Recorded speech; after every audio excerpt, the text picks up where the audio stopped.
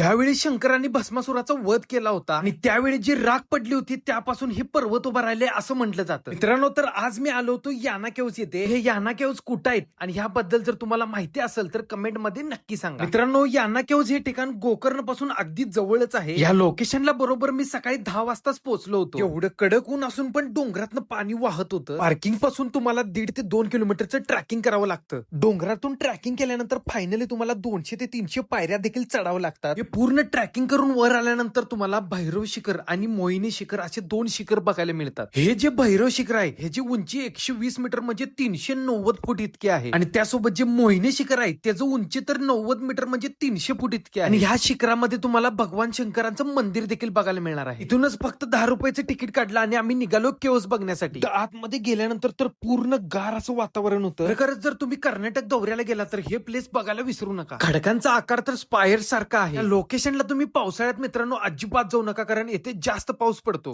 खतरनाक लोकेशन बघितल्यानंतर आम्ही परतीच्या रस्त्याला लागलो आणि जंगलातून जात असताना आम्हाला हे घोरपड देखील दिसलं बघा. मला तर हा घोरपडच वाटला. मित्रांनो, हा प्राणी कोणता आहे कमेंट मध्ये तुम्ही नक्की सांगा आणि जाता जाता आपल्या भावाला फॉलो करायला विसरू नका.